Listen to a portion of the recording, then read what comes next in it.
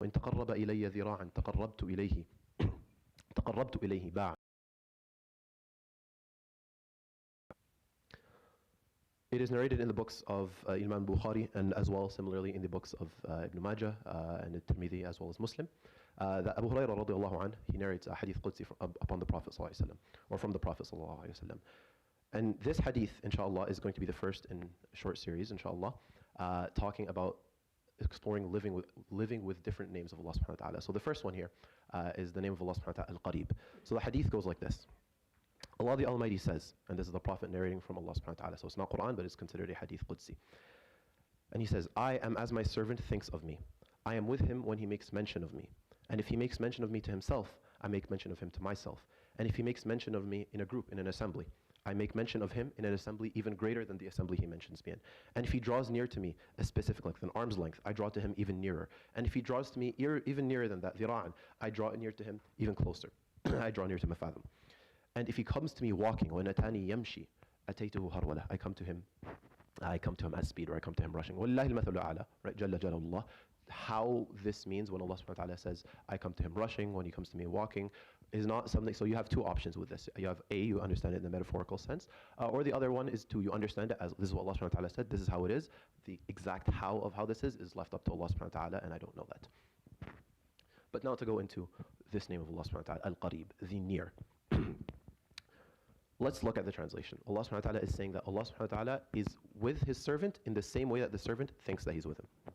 Or he is in the same way that the servant thinks he's with him. And then he draws nearer to the servant. He refuses except to draw near to the servant at a faster or a more nearer or a closer way than the servant themselves tries to draw closer to Allah subhanahu wa ta'ala. So if you were to try and draw closer to him in even the slightest bit, then Allah subhanahu wa ta'ala makes it a promise upon himself that he draws closer to you even faster and that he draws closer to you in an even more beautiful way, right? And Allah subhanahu wa ta'ala is not just near to us, right? He is not just Qareeb. Allah subhanahu wa ta'ala is Al-Qareeb, right?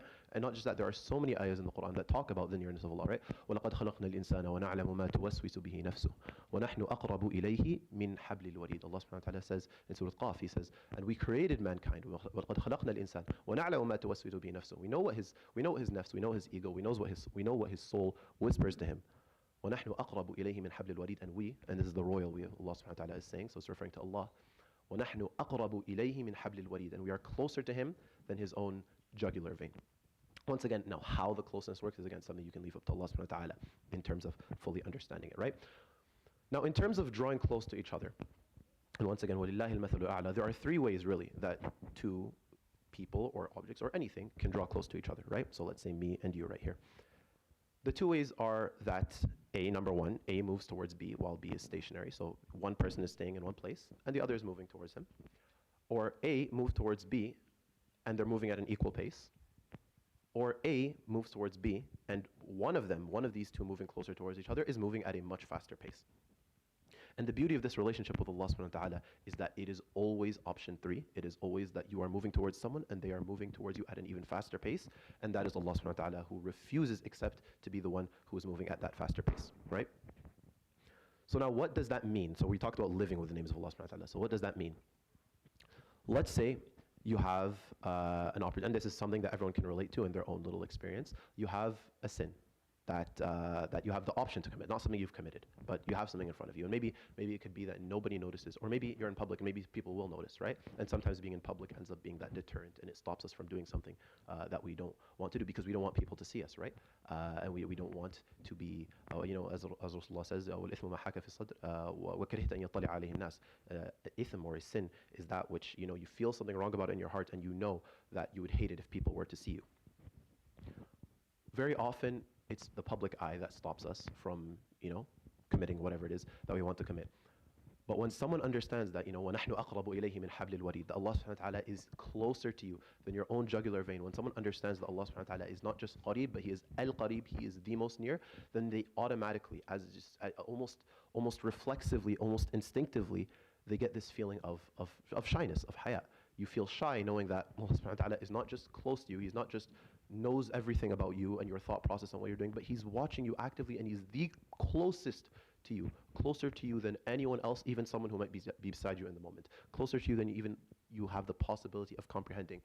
You have this automatic reflexive sort of defense instinct, call it a defense instinct. It protects you from haram, it protects you from your own nafs, it protects you from the waswas of the shaitan, right? So while some people might say, get, a closer or a better companionship, you have good friends that will, when they stay around you, they make you stay away from haram, they keep you away from ithm, they keep you away from sin. In the same way that they can keep you away from sin, having a proper understanding of Allah subhanahu wa ta'ala being al-Qareeb helps sort of increase that sense of haya, that sense of shyness, which as Rasulullah said, haya min al-iman, that haya is not just from iman, but it's a big portion of iman. So that's the first thing.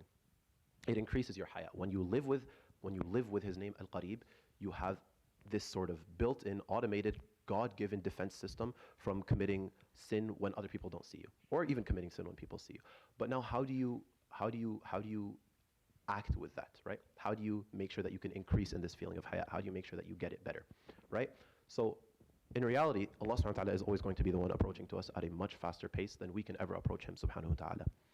But that does not take away from us the responsibility of making that effort to make sure that we are trying to constantly get near to Allah subhanahu wa ta'ala. So how can we do that?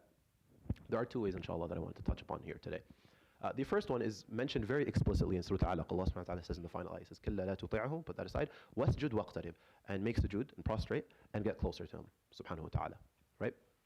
وَاسْجُدْ وَاقْتَرِبْ. So by making that sujood, you can have that opportunity to become closer to Allah subhanahu wa ta'ala. And it's not just, of course, sujood as in the physical act where you're doing it mindlessly and you're not thinking about it, but it's the sujood and everything that comes with it. The sujood that comes after you say, after you're doing the hamd in prayer, when you say, Sami Allahu liman hamidah, Rabbana lakal hamd, and you praise Allah, and you praise Allah, and you fall down into sujood, asking him, praising him, and then asking him for whatever it is that you want to ask. That's the number one way. Making that dua, making that sujood, making that prayer to Allah subhanahu wa ta'ala. That's the number one way you can get close to him. And another way that we often overlook, and we often do in a very manual way, is as Allah subhanahu wa ta'ala says, he says, وَمَا تَقَرَّبَ, or as Rasulullah says about Allah subhanahu wa ta'ala, that Allah says, وَمَا تَقَرَّبَ إِلَيَّ عَبْدِي بِشَيْءٍ أَحَبُّ إِلَيَّ مِمَّا افْتَرَضْتُهُ عَلَيْهِ. That Allah subhanahu wa ta'ala says that there is no way that a servant of his, abdi, can get closer to Allah subhanahu wa ta'ala, except, or more so than that which, or through the actions which Allah subhanahu wa ta'ala has made fard upon him. So through the fara'id, through whether it's making sure that you're getting your prayers inshallah on time in the masjid, probably sleeping on time to make sure that you're making it for fajr, and then for dhuhr and asr, maghrib, isha, maybe adding in your extra prayers. Maybe not even, sometimes we put so much weight in the extra and in the nawafil that we forget to put our ihsan and put our full maximum effort in the fara'id. So making sure that you're taking your time to do your fara'id as well. So what were the two ones that we mentioned? We said number one, it's with the sujood and with the dua and everything that comes with it. And the second one, we said it is with making sure that you take care for ihsan and for consistency in the fara'id that Allah subhanahu wa ta'ala prescribes upon you. And the natural result of doing both of these, according to what Rasulullah says about Allah subhanahu wa ta'ala and what Allah subhanahu wa ta'ala says about himself, the natural result of this is that you will have, and Allah subhanahu wa ta'ala will grant you this sort of automated defense system. So now that every time you have this thought about committing a sin, or you have an opportunity presented to you, you stop yourself, your nafs stops you, your mind stops you, your soul stops you, and it says, hold on, ask yourself, would I do this if people could see me? Answer is probably no. Okay, now, just because people can't see me, does that change the fact that someone who is far more important than if all the world was watching is not only watching me, but is the closest person to me? An automated hayat system, so to speak, is the goal, inshallah, and that is the number one way of living with Al-Qareeb. Inshallah, the next Khaterah will be about a different name of his, inshallah. يروي الإمام البخاري وكذلك المسلم والترمذي وابن ماجه في سننهم عن أبي هريرة رضي الله عنه قال أن النبي صلى الله عليه وسلم قال الله أنا عند ظن عبدي بي وأنا معه إذا ذكرني فإذا ذكرني ذكرته في نفسي وإذا ذكرني في ملأ ذكرته في ملأ خير منهم وإن تقرب إلي عبدي بشبر تقربت إليه ذراعا وإن تقرب إلي ذراعا تقربت إليه باعا وإن أتاني يمشي أتيته هرولة. صدق رسول الله صلى الله عليه وسلم. سبحانك اللهم وبحمدك